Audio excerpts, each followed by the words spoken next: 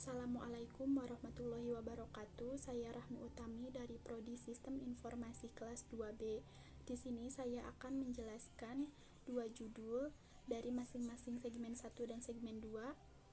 Dari segmen 1 saya akan menjelaskan tentang sistem operasi, dan dari segmen 2 saya akan menjelaskan tentang langkah instalasi sistem operasi.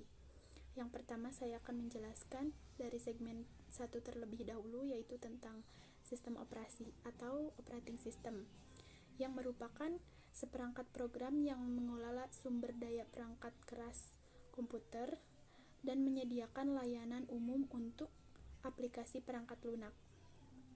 Kenapa sistem operasi dibutuhkan? Karena tanpa adanya sistem operasi, pengguna tidak dapat menjalankan program aplikasi yang ada pada komputer, kecuali program aplikasi boot saja. Lalu, tujuan dari sistem operasi itu sendiri adalah kenyamanan dan efisien. Masuk ke dalam fungsi-fungsi sistem operasi ada pengaturan prosesor, pengaturan memori, pengaturan input-output, pengaturan file, menjalankan sistem prioritas, interpretasi sebagai fasilitas komunikasi, serta tanggung jawab. Kemudian masuk ke dalam tipe-tipe operating system, ada multi-user, ada real-time, ada multitasking, single tasking, sistem terdistribusi, dan sistem embedded. Kemudian ada beberapa macam-macam sistem operasi, yaitu ada sistem operasi Linux, ada sistem operasi Unix, MS-DOS, Macintosh, Chrome OS, Mobile OS, dan lain sebagainya.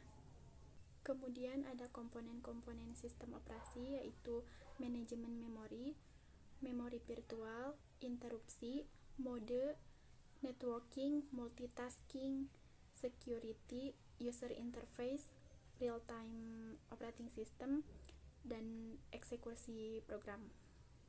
Lalu masuk ke dalam judul yang kedua, yaitu segmen 2, tentang langkah-langkah instalasi sistem operasi. Yang pertama, persiapkan terlebih dahulu peralatan atau alat atau materialnya terlebih dahulu, seperti PC atau komputer, lalu mouse, keyboard, CPU, dan lain sebagainya. Lalu setelah itu, siapkan CD bootable sistem operasi dan CD driver komputer atau PC. Dan kemudian, tekan tombol power di CPU, lalu tekan F2 atau Del pada keyboard untuk masuk ke dalam menu BIOS. Setelah itu, pada menu boot, atur boot priority CD atau DVD-ROM, atau atur sesuai dengan media instalasi yang akan digunakan. Kemudian tekan tombol F10 untuk save and exit. Lalu komputer akan merestart dengan sendirinya. Setelah itu, press any key atau tekan sembarang tombol untuk memulai boot auto-run sistem operasi. Lalu tampilan instalasi sistem operasi akan muncul, kemudian klik install now atau install from boot text. Kemudian pada proses persetujuan instalasi dan persyaratan, checklist agree dan next.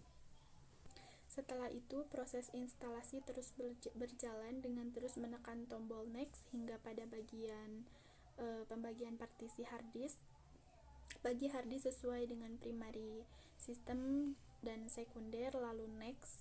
Kemudian tunggu beberapa saat hingga finalisasi, lalu atur waktu dan zona daerah, username serta password, lalu finish. Langkah akhir yaitu driver pada PC dan program instalasi yang dibutuhkan. Mungkin sekian saja penjelasan dari saya.